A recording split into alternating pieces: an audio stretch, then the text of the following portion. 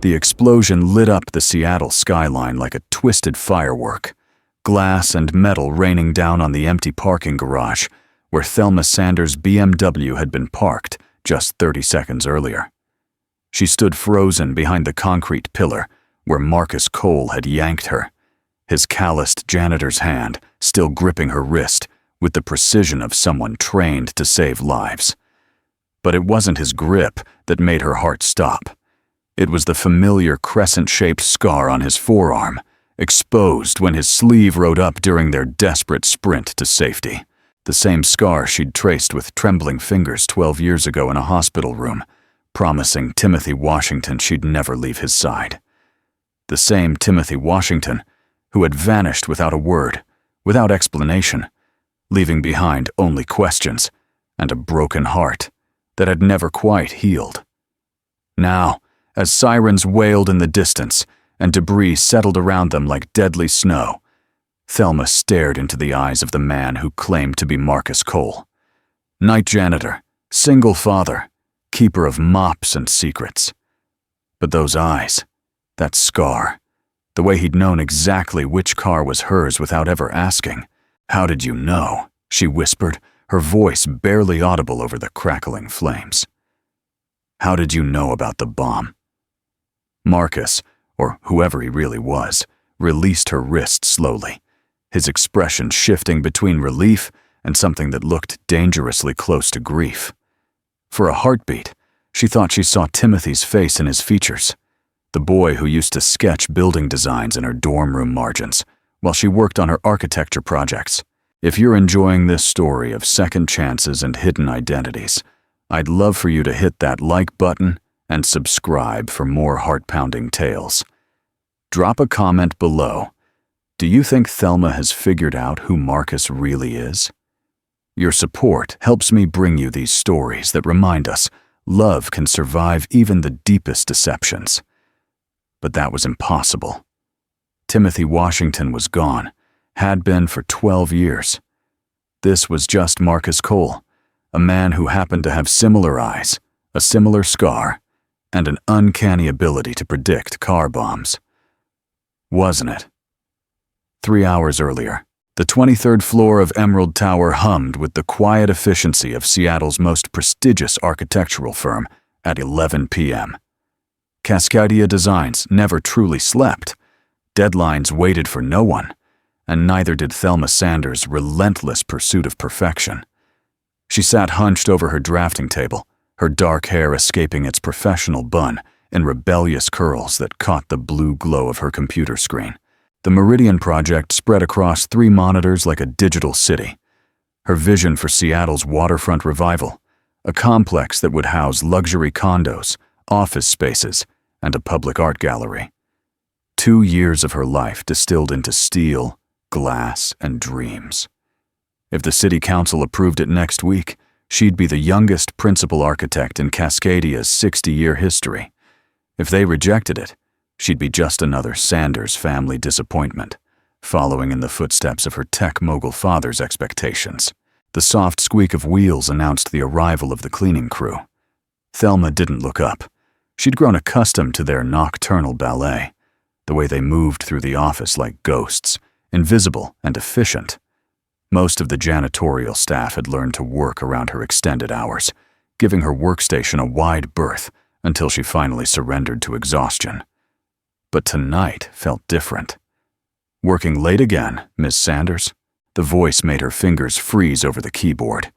Deep, warm, with just a hint of gravel that suggested either too many cigarettes or too many years of keeping secrets. She looked up to find a man she didn't recognize.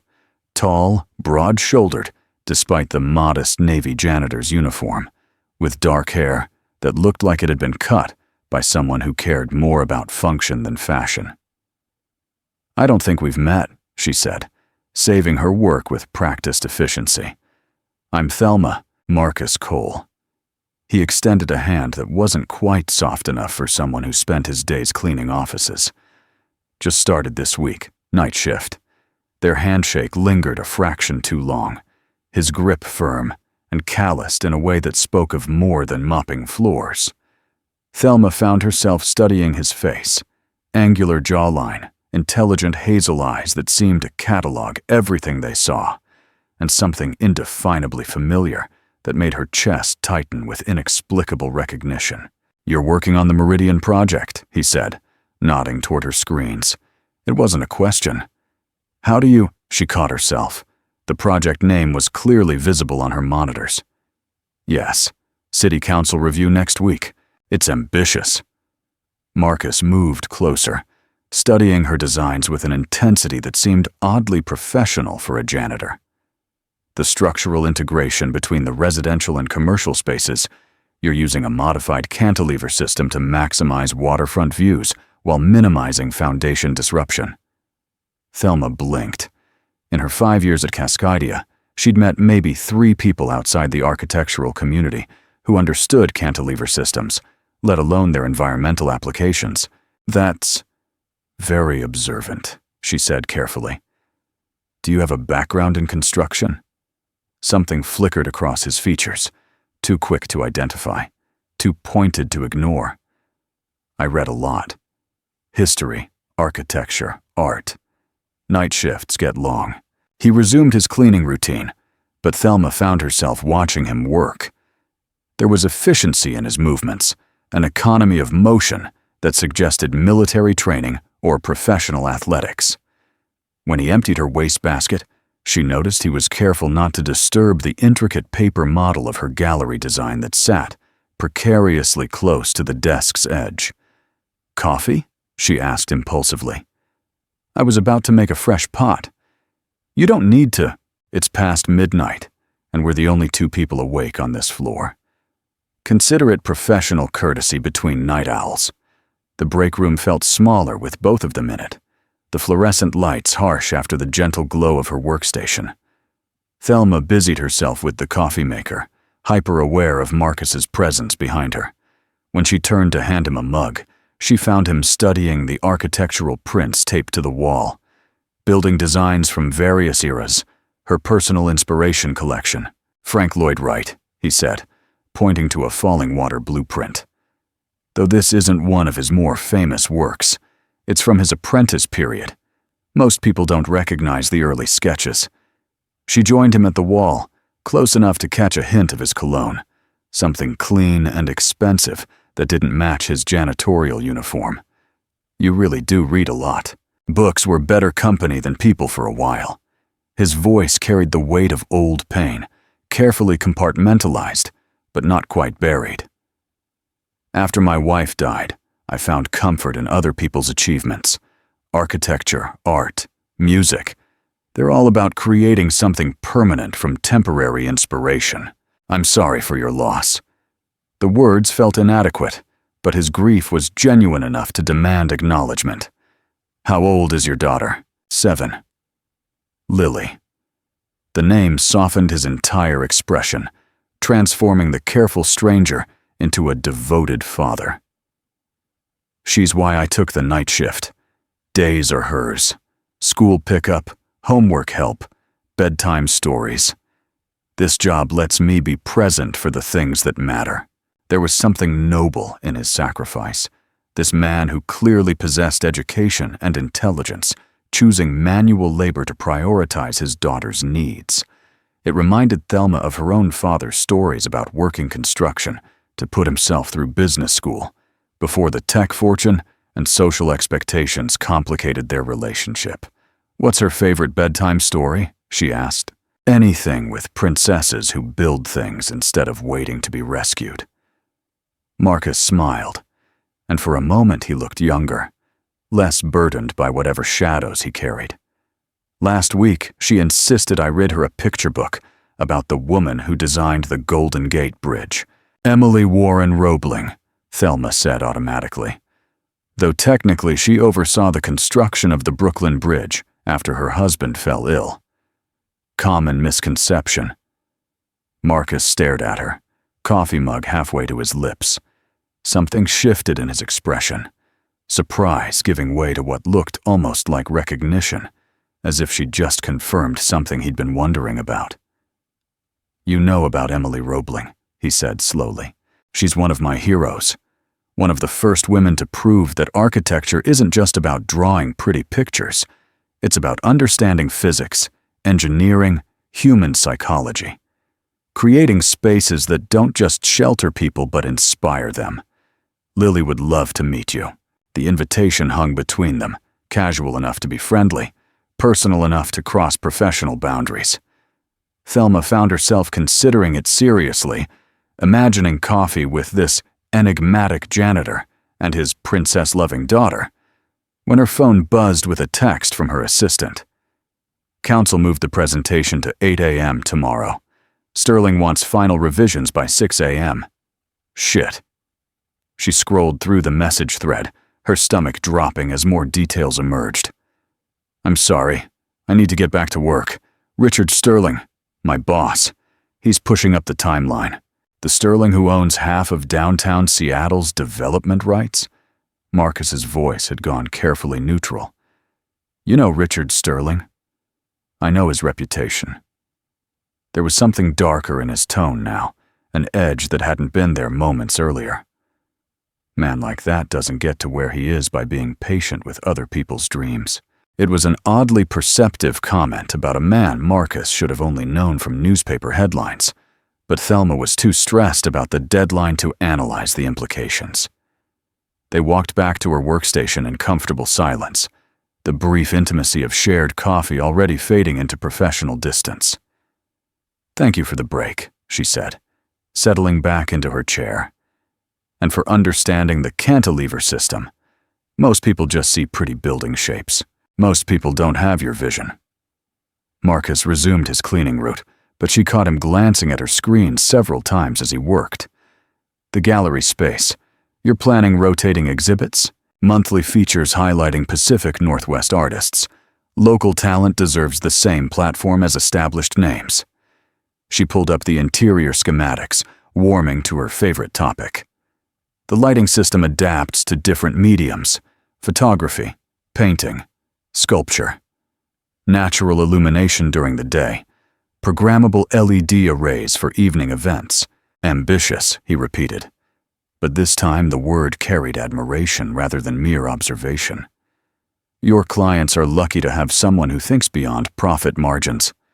Sterling thinks beyond profit margins too, she said, though the defense felt hollow even as she spoke it. He wants the Meridian Project to be his legacy, something beautiful and functional that outlasts quarterly reports. Marcus made a non-committal sound, his attention focused on wiping down a conference table with unusual thoroughness. When he spoke again, his voice was carefully casual. How long have you worked for Sterling? 3 years. He recruited me straight out of graduate school. Full ride to Columbia, internship at Foster Plus Partners in London. Sterling made me an offer I couldn't refuse. Columbia. Something flickered across his features again, that same almost recognition she'd noticed earlier. Competitive program. You know Columbia's architecture school? I know they only accept 12 graduate students per year. Getting in requires more than talent. It takes obsession. The specificity of his knowledge sent a small chill down her spine. Columbia's highly selective admissions were hardly common knowledge, even among people who read a lot. She was about to press him on it when her computer chimed with another urgent message from Sterling's office. The next 2 hours passed in intense focus, Thelma refining structural details and adjusting aesthetic elements based on Sterling's feedback. Marcus continued his cleaning route, but she was peripherally aware of his presence, the quiet efficiency of his movements, the way he seemed to anticipate her needs, appearing with fresh coffee exactly when her previous cup went cold. It wasn't until she stood to stretch her back that she noticed he'd been watching her work. Not creepily or intrusively, but with the focused attention of someone genuinely interested in the creative process. When their eyes met, he didn't look away embarrassed, as most people would. The structural modifications, he said. You're reinforcing the gallery's eastern wall. Sterling wants to increase the weight capacity for larger installations. Sculptures, multimedia pieces. She rubbed her temples, feeling the beginning of a tension headache. It's a good idea in theory, but the additional support beams compromise the natural light flow. What if you moved the supports to the exterior? Marcus approached her workstation, pointing to the structural drawings with the confidence of someone who understood load-bearing mathematics. Create a visual element that complements the building's aesthetic while maintaining interior flexibility. Thelma stared at the screen, then at Marcus, then back at the screen. It was an elegant solution, the kind of innovative thinking that separated good architects from great ones. The fact that it came from a night janitor with a mysterious background in architectural theory made it even more unsettling. That's brilliant, she admitted, but implementing exterior supports at this stage would require recalculating the entire foundation system, not necessarily. Marcus leaned closer, his shoulder brushing hers as he manipulated the 3D model with surprising skill. If you adjust the cantilever angle by 15 degrees and redistribute the lateral stress through a modified truss system, his fingers moved across her keyboard with practiced ease, making adjustments that demonstrated not just theoretical knowledge, but practical experience with architectural software. Within minutes, he'd created a modified design that addressed Sterling's requirements while maintaining the gallery's aesthetic integrity. "How do you know AutoCAD?" Thelma asked quietly. Marcus's hand stilled on the keyboard. When he looked at her, she saw something that might have been panic, quickly suppressed behind careful neutrality. "Online tutorials," he said. "YouTube makes everyone an expert these days." It was a lie. She could tell by the way his jaw tensed, the slight shift in his breathing pattern, the fact that his modification of her design had been too confident, too instinctive for someone who'd learned architectural software from internet videos. But before she could pursue the inconsistency, her phone rang. Sterling's name flashed on the screen, and she felt her stomach clench with familiar anxiety. "Thelma, I need you in my office. Now." "Richard, it's past 2 a.m. The city council moved the presentation again.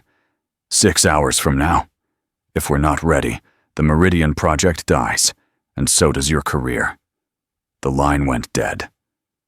Thelma stared at her phone, feeling the weight of 3 years' work and a lifetime of expectations pressing down on her shoulders. When she looked up, Marcus was watching her with an expression of concern that seemed too personal for their brief acquaintance. "Bad news?" he asked. "Crisis management.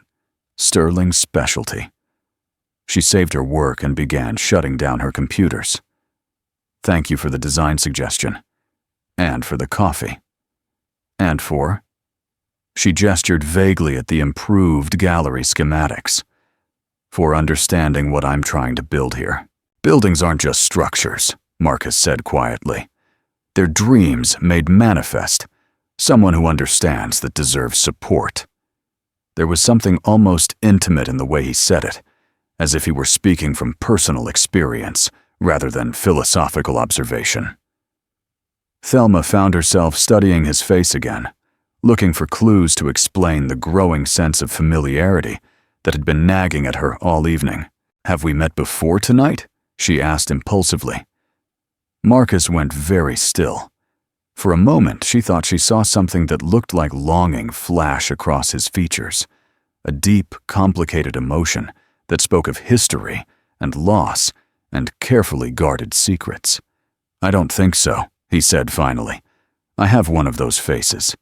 People think they recognize me all the time." Another lie, she was certain. But the vulnerability in his voice made her reluctant to push harder. Everyone deserved their secrets, especially someone who seemed to be carrying as much hidden pain as Marcus Cole. "Well," she said, gathering her purse and laptop bag. "If you're ever interested in a career change, you'd make an excellent architect. Your understanding of structural systems is remarkable for someone who learned from YouTube." "I'll keep that in mind," Marcus said, and there was something that might have been dark humor in his voice. "Be careful going to your car, Miss Sanders. The parking garage can be dangerous this time of night." It was a standard courtesy, the kind of general safety advice any decent person might offer a woman leaving work alone at 2 a.m. but something in his tone suggested specific knowledge rather than generic concern. Thelma paused at the elevator, looking back at him. Dangerous how? Seattle's a big city. Lots of people with bad intentions. Marcus had resumed his cleaning routine, but his movements seemed more tense now, as if he were listening for something she couldn't hear. Maybe ask building security to escort you tonight. I'll be fine, she said, though his warning had planted a seed of unease in her mind. I park on the executive level. Good security, bright lights. Still, Marcus said, not quite meeting her eyes. Better safe than sorry. The elevator doors closed before she could analyze the odd formality of his goodbye, but his words followed her down to the parking garage. The executive level was indeed well lit, and appeared empty except for a handful of expensive cars belonging to Cascadia's senior partners. Her BMW sat where she'd left it that morning, pristine and secure in its designated spot. She was halfway across the concrete expanse when her phone buzzed with a text from an unknown number. Don't get in your car. Move away from it immediately. This is not a joke. Thelma stopped walking, her heart rate spiking as she read the message twice. A prank? A mistake? She looked around the parking garage, seeing nothing but shadows and the distant glow of the security cameras. Then she heard footsteps. Quick, purposeful, coming from the direction of the elevator. She turned to see Marcus Cole running toward her with an urgency that transformed his careful janitor's demeanor into something far more dangerous. "Get away from the car," he shouted, his voice carrying the authority of someone accustomed to being obeyed in life-or-death situations. "Move now." Training kicked in, not architectural training or corporate protocol, but something deeper, more primal. Thelma ran toward Marcus without questioning why or how he'd known to come after her. His hand found hers as they sprinted toward the concrete support pillars, his grip strong and sure and completely familiar in a way that made no sense. They reached cover just as the world exploded behind them. The blast wave knocked them both to the ground, Marcus's body shielding hers from flying debris as her BMW became a twisted sculpture of metal and flame. Through the ringing in her ears, she heard him whisper something that sounded like an apology, his voice rough with emotion she couldn't identify. When the immediate danger passed and they struggled to their feet, Thelma found herself staring at the man who had just saved her life. Soot streaked his face, his janitor's uniform was torn, and his left sleeve had ridden up to reveal that crescent-shaped scar that haunted her memories. "Timothy?" she whispered, the name escaping before she could stop it. Marcus, Timothy, went rigid, his eyes widening with something that looked like terror and relief in equal measure. "Thel, baby," he said softly, using the nickname only one person in the world had ever called her. "I'm sorry. I'm so sorry for everything." And in that moment, surrounded by smoke and sirens and the wreckage of her carefully ordered life, Thelma Sanders knew that the universe had just handed her either a miracle or a catastrophe. Possibly both. The EMTs arrived within minutes, followed by police, firefighters, and what appeared to be half of Seattle's emergency response infrastructure. In the controlled chaos that followed, Timothy, she couldn't think of him as Marcus anymore, not after hearing him use her old nickname, somehow managed to blend into the background crowd of building security and late-night office workers drawn by the explosion. But she could feel his presence, his attention focused on her, even as he maintained his janitor persona for the investigating officers. When the detective asked for her statement, she found herself editing the truth almost instinctively, describing Marcus Cole as the cleaning staff member who happened to be in the area, rather than the man who had somehow known exactly when and where her car would explode. "Any idea who might want to hurt you, Miss Sanders?" Detective Rivera was thorough, professional, and clearly skeptical of coincidences involving expensive cars and successful architects. "I can't think of anyone." It was mostly true. Architectural rivalries rarely escalated to attempted murder. I work in commercial design. The most controversial thing I've done recently is specify sustainable materials over cheaper alternatives. What about personal relationships? Ex-boyfriends, family disputes, business rivals? Thelma's eyes found Timothy across the parking garage, where he was giving what appeared to be a routine witness statement to another officer. He looked calm, helpful, completely unremarkable, except for the way his attention kept drifting back to her with protective intensity that had nothing to do with janitor-level concern for tenant safety. "There's no one," she said finally.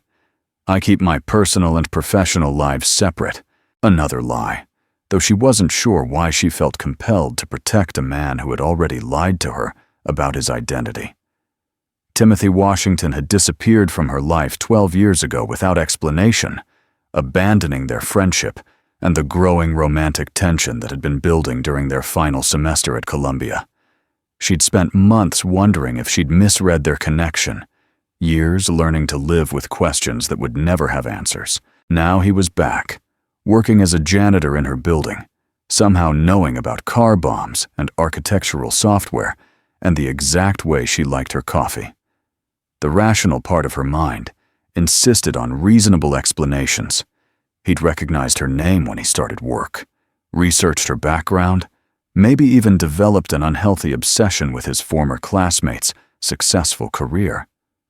But rational explanations didn't account for the way he'd known about the bomb, or the genuine fear in his eyes when he'd called her name, or the way her body had instinctively trusted him even as her mind screamed warnings about trusting mysterious men with fake identities. "We'll need you to stay available for follow-up questions," Detective Rivera said, handing her a business card. "And I'd recommend varying your routine for the next few weeks. Different routes to work, different parking areas. This could have been random, but it's better to assume someone was specifically targeting you, of course." Thelma pocketed the card, already knowing she wouldn't be following the advice about varying routines. If Timothy was back in her life, even under these bizarre circumstances, she needed to understand why. The crime scene investigation stretched until dawn, by which time Thelma had missed Sterling's emergency meeting and probably her career advancement opportunity. She found herself oddly unconcerned about professional consequences. Near-death experiences had a way of reshuffling priorities. Timothy approached as she was finally cleared to leave the scene. He'd somehow acquired a clean janitor's uniform and managed to wash the soot from his face, transforming back into Marcus Cole with disturbing ease. "Mrs. Sanders," he said formally, aware that other people might be listening. "I wanted to make sure you were okay before heading home. My shift ends soon, and Lily will be waking up for school. I'm fine, thanks to you." She kept her voice equally professional, though her heart was racing at his proximity. "I owe you a debt I can probably never repay." No debt. His eyes met hers briefly, carrying a message she couldn't quite interpret. "Just glad I was in the right place at the right time." "About that," she said carefully. "How did you know?" "About the car?"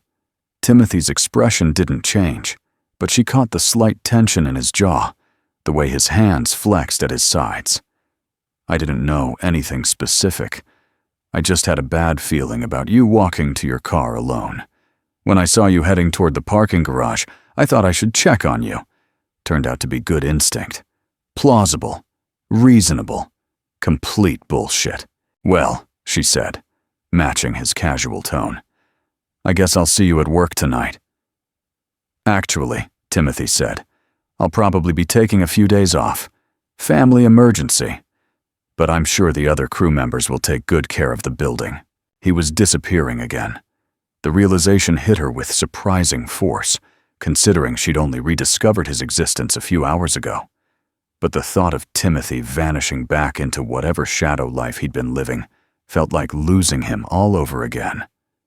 "Marcus," she said, and something flickered in his eyes when she used his alias. "Before you go, would you like to get coffee sometime? When things settle down, I'd like to thank you properly. For a moment, she thought he would say yes. She saw longing in his expression, the same complex mixture of want and impossibility that had characterized their relationship at Columbia. But then his walls slammed back into place, transforming him into a polite stranger. That's very kind, Ms. Sanders, but I don't think it would be appropriate. Professional boundaries and all. Professional boundaries. Between a janitor and an architect. As if his understanding of structural engineering and architectural software hadn't already obliterated any pretense of normal professional dynamics. Of course, she said. I understand. But as she walked toward the exit where a taxi waited to take her home, Thelma Sanders made herself a promise. Timothy Washington had walked out of her life once without explanation. She wasn't going to let him do it again, not until she understood what had happened to him, why he'd disappeared, and what kind of danger had followed him back into her world. The game had changed. She just needed to figure out what they were playing and whether she was prepared to risk everything to win. Behind her, Timothy watched her taxi disappear into Seattle's morning traffic, his face reflecting the same mixture of love and loss and desperate protectiveness that had defined his choices for the past 12 years. He pulled out his encrypted phone and dialed a number he'd hoped never to use again. It's Washington, he said when the call connected. I need immediate extraction protocols for a civilian. Priority Alpha. The voice on the other end was crisp, professional, unsurprised by the call. Target acquired? Timothy looked at the smoking remains of Thelma's BMW, then toward the street where her taxi had vanished. Negative, he said. Target is the principal, and she's made contact. There was a pause. Then, orders? Timothy closed his eyes, feeling the weight of 12 years' worth of carefully constructed lies settling back onto his shoulders. Maintain surveillance, full protection detail, and prep the contingency files. She's going to start asking questions. Understood. What about your cover? Timothy looked down at his janitor's uniform, thinking about Lily's excited chatter about her new school friends, the apartment they'd finally started calling home, the careful normalcy he'd built around his daughter's childhood. Intact for now, he said, but probably not for long. He ended the call and walked toward his own car, a modest Honda that matched his cover identity, equipped with enough hidden technology to coordinate military operations across 3 time zones. As he drove toward the modest apartment where his daughter was probably already awake and wondering why Daddy was late with breakfast, Timothy Washington allowed himself exactly 60 seconds of selfish happiness. Thelma was alive. She was brilliant, successful, even more beautiful than his memories had suggested. For a few brief hours, he'd been able to talk with her about architecture and dreams and all the things they'd once planned to build together. It had been worth 12 years of exile just to hear her laugh at something he'd said. But now, the real work began. Someone had tried to kill the woman he'd never stopped loving, which meant his carefully constructed new life was about to collide catastrophically with the shadowy world he'd tried to leave behind. Protecting Thelma would require resources, skills, and moral compromises that Marcus Cole, the janitor, couldn't access. Timothy Washington, former CIA operative and current ghost, would have to wake up, and when he did, there would be no going back. Thelma hadn't slept properly since the explosion. Every time she closed her eyes, she saw Timothy's face in the parking garage, the way he'd looked at her with such desperate familiarity, the sound of her old nickname falling from his lips like a prayer and a confession. She'd called in sick to work, claiming trauma from the car bombing, which wasn't entirely untrue. Richard Sterling had been surprisingly understanding, even offering to pay for private security and a replacement vehicle. His generosity should have been comforting, but something about his concern felt performative, like an actor playing the role of a caring boss. Now she sat in her Queen Anne apartment, surrounded by old photo albums and Columbia University yearbooks, trying to reconcile her memories of Timothy Washington with the mysterious janitor who had saved her life. The photos told a story she'd almost forgotten. Two young architects in training who'd spent countless hours sketching building designs and dreaming about changing the world through better urban planning. Timothy had been brilliant, passionate about sustainable architecture and social justice through design. His senior thesis had focused on low-income housing solutions, creating beautiful, dignified spaces for families who deserved better than the soul-crushing projects that warehoused the poor. She'd fallen half in love with his idealism before she'd fallen completely in love with him. Then, he'd vanished. No explanation, no goodbye, no response to her increasingly desperate calls and emails. She'd eventually heard through mutual friends that his father had died and Timothy had dropped out of school to handle family affairs, but the details had been vague and unsatisfying. Her laptop chimed with a new email. The sender line made her heart stop. T. Washington, actualprotonmail.com. Thelma, I know you have questions. I know I owe you explanations that are 12 years overdue. If you're willing to listen, meet me at our old place tonight at 8 p.m. Come alone and make sure you're not followed. I never meant for you to get hurt. Everything I did was to protect you from my family's mistakes. D to their old place. Pike Place Market, the tiny coffee shop tucked between the fish vendors and flower stalls where they'd spent hours planning their post-graduation architectural firm. She'd avoided that part of the city for years after he disappeared, unable to handle the memories. But now, Thelma closed her laptop and reached for her coat. Whether this was a mistake or a miracle, she needed answers. The coffee shop looked smaller than she remembered, weathered by time and tourist traffic. Timothy, she still couldn't think of him as Marcus, sat in their old corner booth, wearing civilian clothes that fit him better than the janitor's uniform. Dark jeans, black sweater, leather jacket that probably cost more than most people's monthly salary. He looked older, harder, but still unmistakably the man she'd once planned to build a life with. You came, he said, as she slid into the opposite seat. I need to know why. She kept her voice steady, professional. All of it. The disappearing act, the fake identity, how you knew about the bomb. And don't lie to me again. I've had enough lies to last a lifetime. Timothy nodded slowly, his hands wrapped around a coffee mug that had gone cold hours ago. My father wasn't just a government official, Thel. He was CIA, deep cover, working international organized crime cases. When I was 22, I found out he'd been taking money from the Russians, not by choice, but because they had leverage on him. Photos, compromising information, threats against his family. Against you, she said quietly, against everyone he cared about, including you.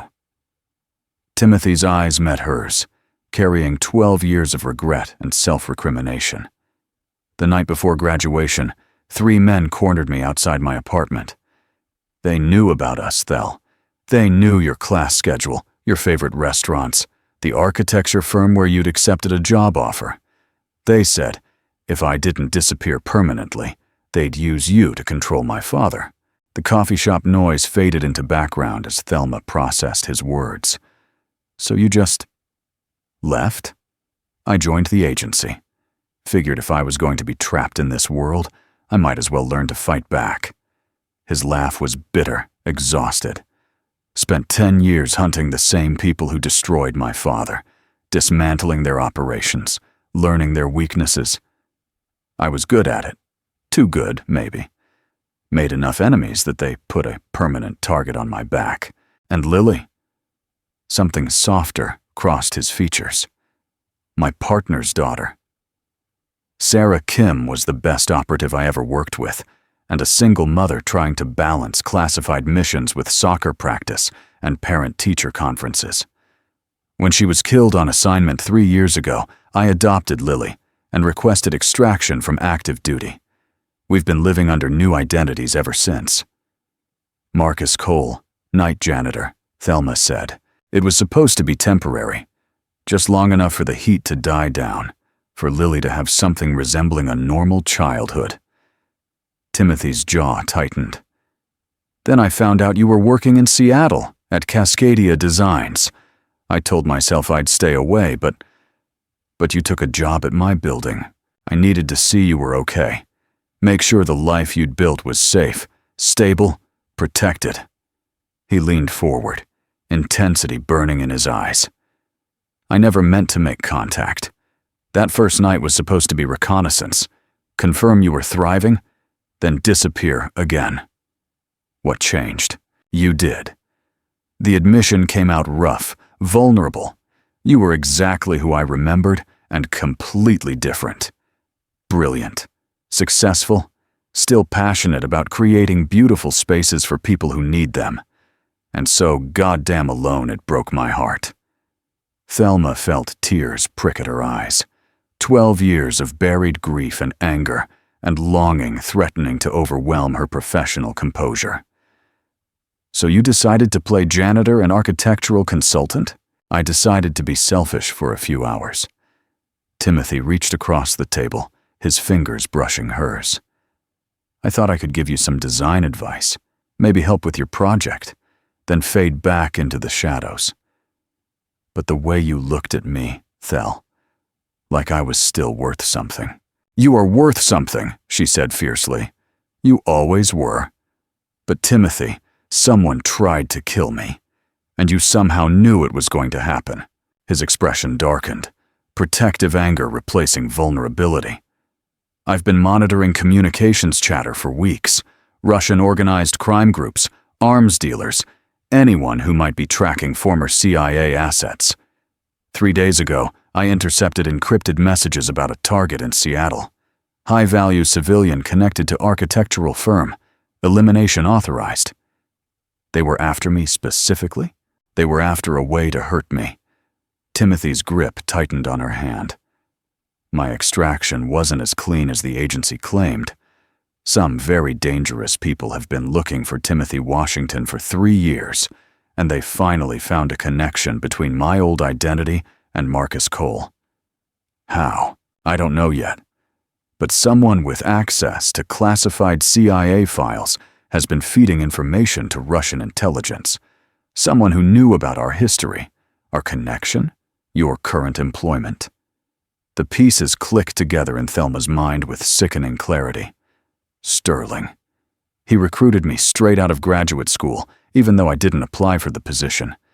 He's always known too much about my background, my Columbia connections. Richard Sterling has been under FBI investigation for money laundering and ties to international crime syndicates, Timothy confirmed. But he's also been remarkably good at staying ahead of any concrete evidence, the kind of good that comes from having inside information about ongoing investigations. He's your mole. I think so. And I think when he realized I was back in Seattle, he decided to eliminate the threat by targeting the person most likely to draw me out of hiding. Thelma felt the world tilt sideways as the implications hit her. My job, my career, the Meridian Project. It was all about getting close to you. I don't know how much was calculated and how much was opportunistic. Sterling might have recruited you legitimately, then recognized the leverage potential when my cover started showing cracks. Timothy's voice carried a rage so carefully controlled it was terrifying. But someone put a bomb in your car, Thel. Someone decided you were acceptable collateral damage in a 15-year-old vendetta. What do we do? We? There is no we. Timothy started to pull his hand back, but she caught his wrist, her fingers tracing the edge of that familiar crescent scar. I'm getting you somewhere safe, then I'm finishing this. Sterling. The Russians. Everyone who thought they could use you to get to me. They're going to learn why Timothy Washington was the agency's most effective hunter. Absolutely not. Thelma's voice carried the steel that had gotten her through Columbia's brutal architecture program and Cascadia's corporate politics. They came after me. Timothy. My car, my life, my career built on lies. I'm not hiding while you play vigilante. Thel, baby, you don't understand. Don't. The old nickname sent warmth and pain through her in equal measure. Don't call me that, and then try to protect me from my own choices. I'm not the naive graduate student you left behind 12 years ago. Timothy stared at her, and she could see him recognizing the woman she'd become. Successful, independent, strong enough to demand partnership instead of protection. Sterling will be expecting me to run, he said finally. Standard extraction protocols would have me disappearing with Lily within hours of a blown cover. So we don't run. We go on the offensive. Civilian involvement in active CIA operations is— I'm not a civilian, Thelma interrupted. I'm the architect on Sterling's most important project, which gives me access to his office, his files, his communications. I'm also the woman you supposedly care about, which makes me your strongest asset and your biggest vulnerability. Timothy closed his eyes, and when he opened them again, she saw the predator that had been hiding beneath the gentle janitor's facade. If we do this, he said quietly, there's no going back. Sterling isn't just a corrupt businessman. He's connected to people who kill for sport. And if my cover is blown, Lily becomes a target too. Where is she now? Safe house outside the city. CIA protection detail, though she thinks she's at summer camp with new friends. His smile was pained but genuine. She's been asking about you, actually. The nice lady who builds princess castles. She remembers me. I might have mentioned you once or twice, or 50 times. Timothy's confession was soft, vulnerable. She's the reason I stayed away as long as I did, Thel. The reason I couldn't risk contact. But she's also the reason I can't keep running forever. Thelma squeezed his hand, feeling the calluses that spoke of weapons training and violence alongside the architect's precision she remembered from their college years. Then we end this, she said. Together. How do we get Sterling? Cascadia Designs, 11 p.m. Breaking into her own office building felt surreal, like starring in a heist movie, where all the security guards knew her by name. Timothy moved through the shadows with professional efficiency, disabling cameras and bypassing electronic locks with equipment that definitely hadn't come from a janitor's supply closet. Sterling's office is on the 32nd floor, Thelma whispered as they rode the elevator up. Executive level, private access, probably encrypted everything. Encryption is just math, Timothy replied, checking his watch. We have maybe 20 minutes before the security rotation notices the camera loops. Sterling's office was a monument to ego and expensive taste. Floor-to-ceiling windows overlooking Elliott Bay. Original artwork worth more than most people's houses. A desk that could accommodate small aircraft. Timothy went straight for the computer system, while Thelma searched filing cabinets with practiced efficiency. Got something, she called softly, pulling out a folder marked Meridian, Phase 2. Inside were architectural plans she'd never seen before, modifications to her gallery design that included hidden rooms, reinforced walls, and what looked like sophisticated ventilation systems. Money laundering infrastructure, Timothy said, glancing at the plans while his fingers flew over Sterling's keyboard.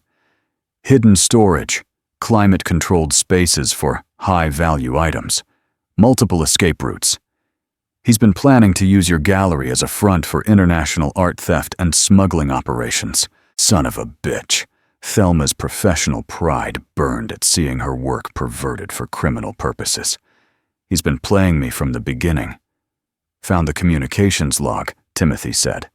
Encrypted messages to Moscow, financial transfers to shell companies in Cyprus, and confirmation that he's been feeding my operational details to Russian intelligence for 3 years. Why? What does he get out of it? Timothy's expression went deadly cold as he read the screen. Protection. The Russians promised to eliminate CIA assets who might interfere with his Seattle operations. I was apparently at the top of their target list, and I was the bait. You were supposed to be acceptable losses. Timothy's voice carried murder. Sterling suggested using you to draw me out, then eliminating both of us in what would look like a crime of passion or terrorist attack. The office door opened behind them. "Touching reunion," Richard Sterling said, holding a pistol with the casual confidence of someone who'd used it before. "Though I'm disappointed in your operational security, Agent Washington. Breaking into my office with your girlfriend? Sloppy." Timothy stepped protectively in front of Thelma, his hands moving to weapons she couldn't see but somehow knew were there. "Hello, Richard. You're looking well for a dead man walking." "Am I?" Sterling's smile was cold, reptilian. "Because from where I stand, you're the one who's about to become past tense, along with Miss Sanders, unfortunately. I'd grown quite fond of her work." "Before you shoot us," Thelma said, surprised by the steadiness of her own voice, "I'm curious about something. The car bomb, was that your idea or theirs?" "Mine, actually, though the Russians provided the explosives." Sterling seemed pleased to have an audience for his confession. "You were becoming too close to Mr. Cole here, asking too many questions about his background. Easier to eliminate the complication than manage the risk. And if I'd died, Timothy would have gone after you directly." "Timothy Washington died 12 years ago in a car accident outside Seattle," Sterling replied. "Tragic case. Promising young architect, killed by a drunk driver while visiting his girlfriend.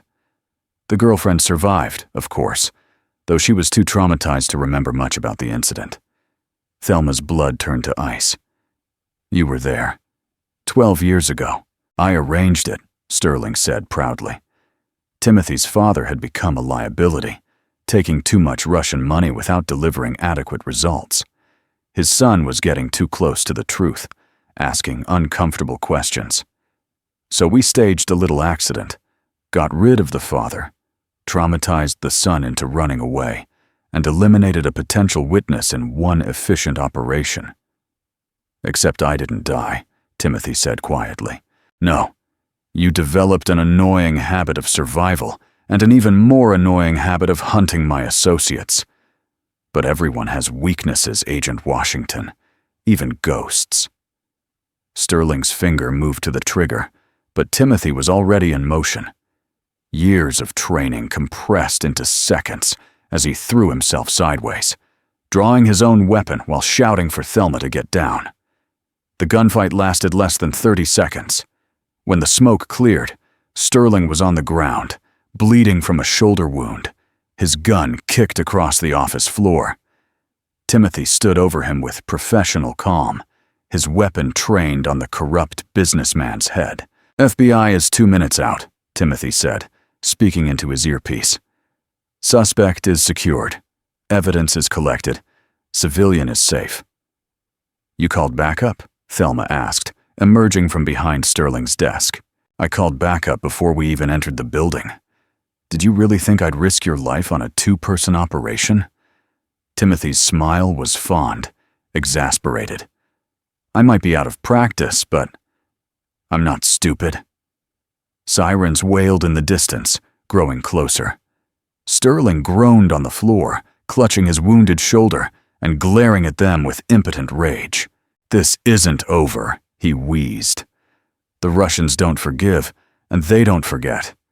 You'll be looking over your shoulders for the rest of your lives." "Actually," Timothy said, "the Moscow end of your operation was rolled up about 6 hours ago. Simultaneous raids in 12 countries, based on intelligence from the files we just copied. Your friends are going to be too busy with extradition hearings to worry about revenge." Sterling's face went gray as the implications hit him. "How long?" Thelma asked. "How long have you been planning this?" 3 years, Timothy admitted. "Since the day I realized Sterling was the leak. I've been building a case, gathering evidence, waiting for the right moment to take down the entire network. Tonight was supposed to be reconnaissance, but when they targeted you, you moved up the timeline. I moved up everything. Career, cover identity, carefully planned operation. None of it mattered more than keeping you safe." The FBI tactical team arrived with professional efficiency, securing Sterling and beginning the methodical process of collecting evidence. Timothy spoke quietly with the team leader, handing over files and providing details about the 3-year investigation that had just concluded.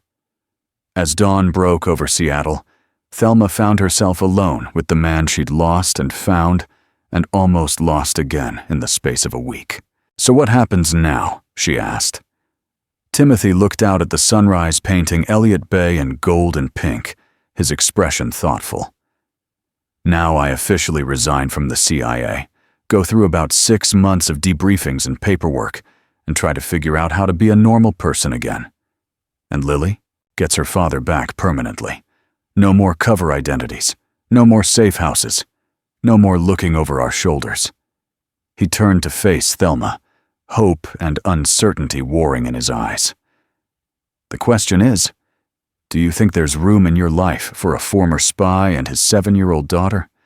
Because I meant what I said 12 years ago, Thel. You're still the person I want to build something beautiful with."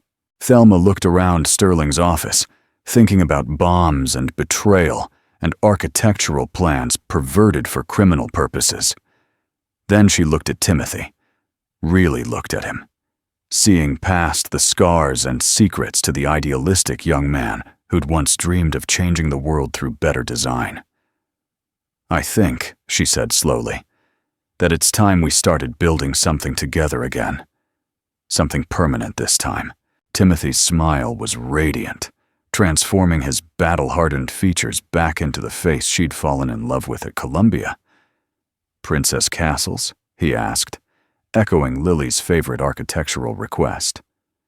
"Princess Castles," Thelma confirmed, "with excellent structural engineering and sustainable materials."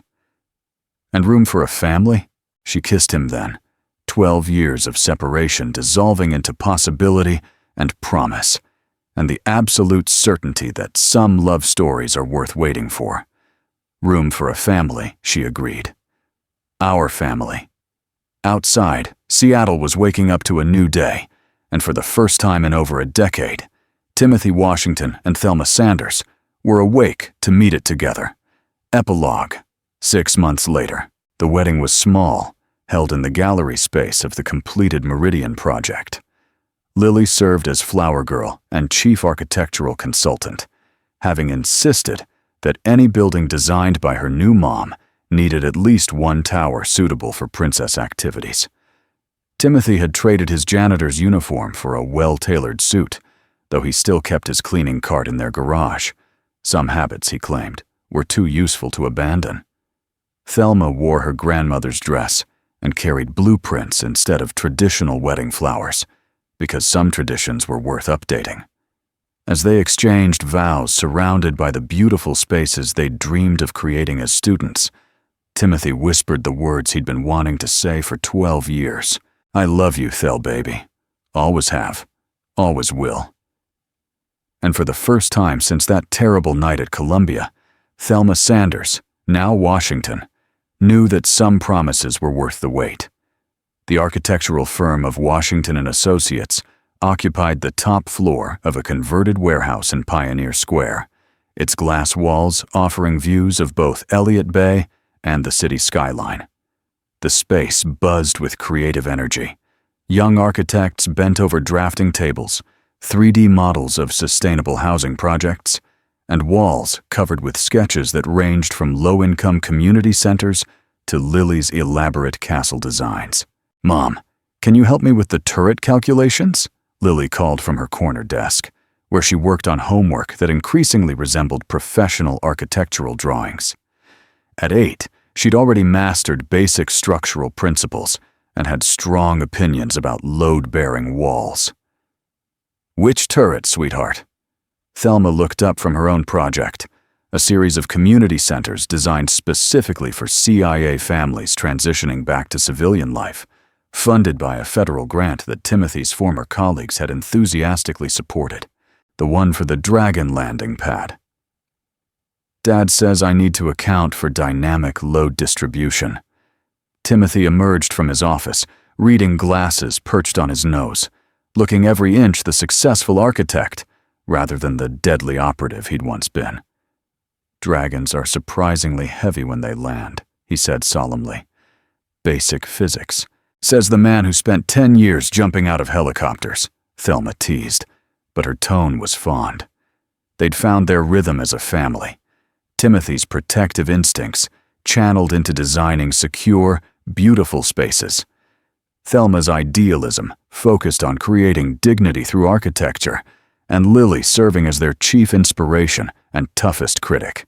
The evening light streamed through their windows, illuminating blueprints for their latest project. A children's hospital, where every room would have natural light, where families could find comfort even in their darkest moments. It was the kind of building they dreamed of creating as students, when the world seemed full of problems that good design could solve. Some dreams, Timothy reflected, as he watched his wife and daughter collaborate on dragon architecture, were worth waiting a lifetime to achieve.